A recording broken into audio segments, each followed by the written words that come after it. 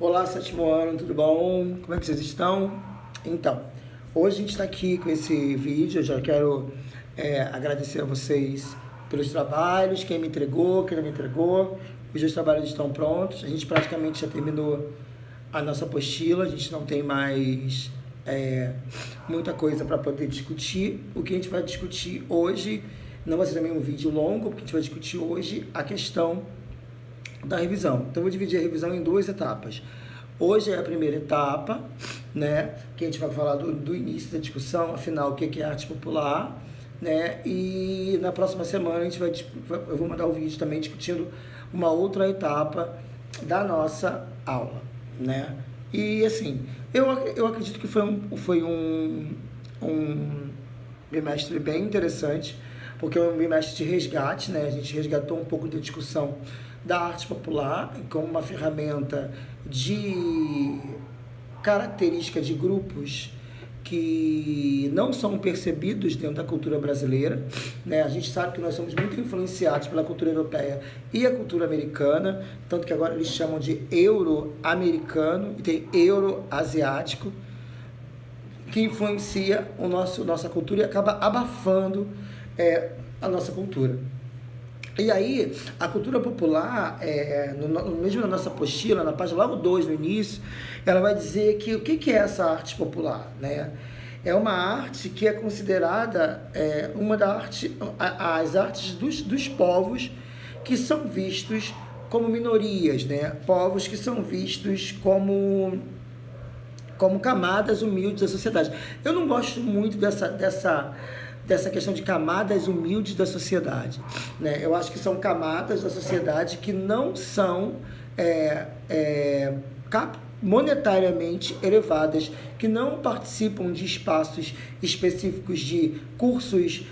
Muitos artistas populares, eles não aprendem dentro das academias, dentro das escolas, eles vão aprender dentro do contexto. E tem uma coisa que é muito interessante da arte popular. Eu acho que todo mundo pratica a arte popular, né? Independente da classe social que for, porque qual é a característica da arte popular? É você passar o conhecimento de geração para geração, né? De grupo para grupo, sem nenhum tipo de técnica específica, né? Sem nenhum tipo de movimentação específica. E também ela tem uma linguagem que é muito lúdica, que é muito simples e que é muito espontânea. Quando eu olho uma escultura, por exemplo, do Mestre Vitalino, quando eu olho um quadro do Chico da Silva, que são os artistas que a gente discute, o Nhô Caboclo também, que está no nosso livro, algumas obras do Nhô Caboclo, do Vitalino, do Chico da Silva, a gente vê ali algo muito lúdico. A gente vai, assim, como a gente ainda tem a característica do feio e do bonito, a gente vai olhar uma escultura do Mestre Vitalino e vai dizer que é feio, né? Mas não tem essa questão de ser algo feio, né? Eu acho que tem algo lúdico, algo que é muito mais divertido, espontâneo, do que algo realista. E eu acho que a gente sofre por essa questão de achar que é feio, porque a gente tem uma referência muito grande da cultura erudita, né? A cultura erudita atrapalha muito a gente enxergar beleza, autenticidade, harmonia em algo que é popular, né? Eu já ouvi pessoas falar que crochê é uma coisa brega. Eu fico impressionado como alguém pode dizer que fazer crochê é uma coisa brega e cafona. Tá, o crochê é uma arte popular que passa de geração para geração, né? E aí, quando você está fazendo lá o crochê, especificamente as mulheres, trabalham muito com tricotar, com tecelagem, né? O material, ele tem uma característica muito interessante. Só que as pessoas vão dizer que tanto o crochê quanto qualquer outro trabalho popular é cafona. Bonito é a renda sintética, né? E aí, outra coisa que eu acho muito interessante da arte popular é que ela é uma arte muito orgânica. Ela tem como elemento usar materiais da natureza. E a escultura, especificamente, ela é muito feita de barro mesmo, do próprio barro do sertão, do próprio barro do Nordeste. E só que lá no nosso livro, quando fala que são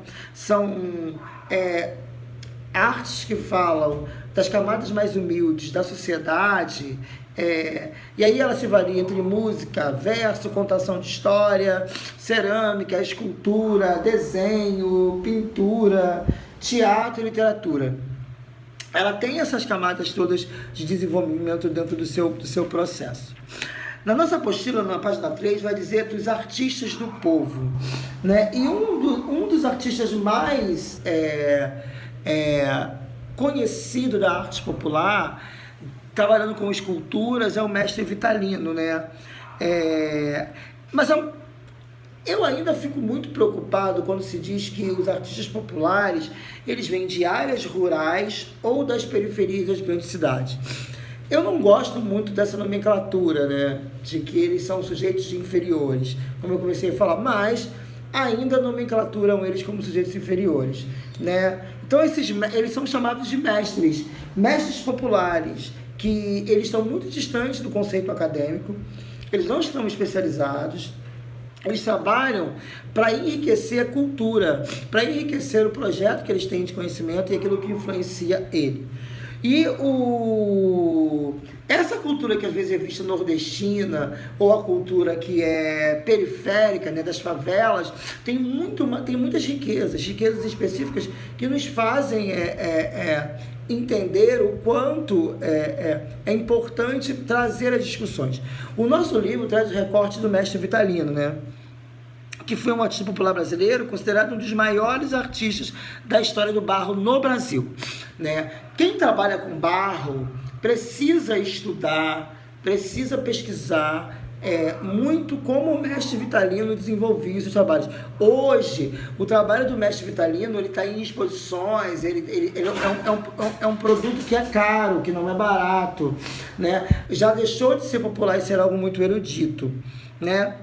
Ele era filho de uma artesã que produzia panelas com barro para vender na feira da cidade. Então a mãe dele já fazia comida, panelas de barro. Desde criança ele já mostrava sua aptidão para a arte, né? Não adianta. E quando moldava pequenos animais com as sobras de material que a mãe dele deixava. Então ele já montava animaizinhos do sertão com as sobras dos barros que a mãe dele deixava, né? E aí ele começa a modelar seus primeiros grupos na década de 30. Ele começa a fazer trabalhos como esse de grupos, né? O mestre Vitalino trabalha com essa coisa de grupos, né? De montar imagens grupais na década de 30, dentro desse contexto.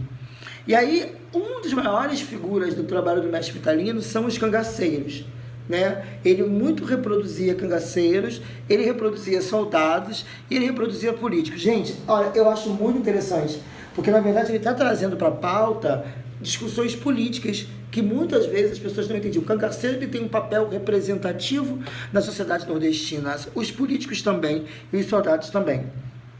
No início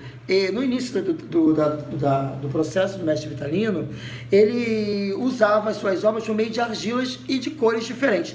Eles usavam argila e pintava, né? E utilizava especificamente as cores como branca e vermelha, né? Aí depois, com esse processo de evolução que ele vai tendo, ele vai evoluir a sua técnica para o uso de tintas industriais, né? Ele começa trabalhando com materiais orgânicos, tanto o barro como a cor, tudo retirado da natureza. Mas quando ele começa a industrializar os seus produtos, ele vai trazer as tintas industrializadas que garantiam colorido, né, as peças, que passaram a se apresentar mais alegres e mais lúdicas.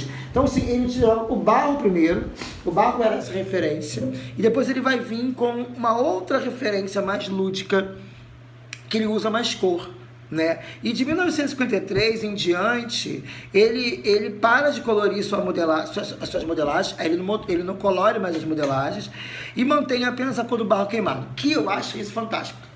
Ele começa com barro queimado, depois ele vai para o barro com cores, e aí ele volta para o barro queimado. E por que eu acho isso bacana? Porque ele volta às suas origens, às suas raízes. Quando ele começava desde pequenininho, lá pegando o resto do barro da mãe dele, das panelas de barro, para construir os animaizinhos que eles faziam. Então as suas obras tornaram-se um ícone da arte popular, que influenciou novos artistas populares e trouxe muitas representações da fauna, da flora e das pessoas dentro do Nordeste, né? E ele tinha essa vocação muito grande de fazer sobre isso. Outro artista popular que a gente vai falar nessa revisão é o Chico da Silva.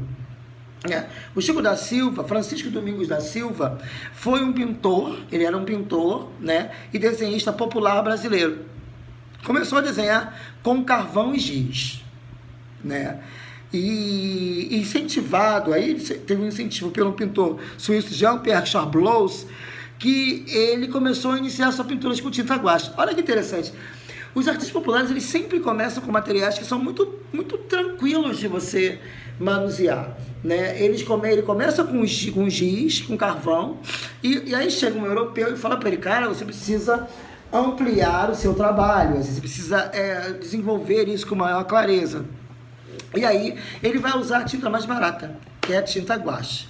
Os seus desenhos de estilo inagualável eram espontâneos. Eu acho que é muito interessante. Essa é uma característica importantíssima da cultura popular. Espontaneidade. Não tem hora para fazer as coisas. Fazem no momento que sentem, no momento que se inspiram, que se percebem o que vem. E o que está dentro das suas obras é a reprodução. Olha que coisa, eu acho incrível. É a reprodução daquilo que eles acreditam, enquanto pessoas que estão ligadas com a sua pensão. Ele vai ter alguma influência acadêmica e nos seus estilos, né? Mas ele trazia em suas obras, especificamente lendas do folclore brasileiro, repletos de seres fantásticos, mas também cotidianos de origem amazônica. Então ele vai trazer para sua obra, né? Que é desenhada, antes de colorir, o folclore brasileiro e também a origem amazônica. Beleza? A nossa revisão 1, ela termina aqui.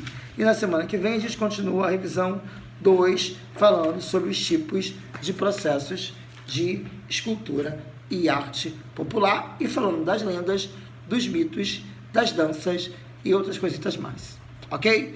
Até daqui a pouco, gente.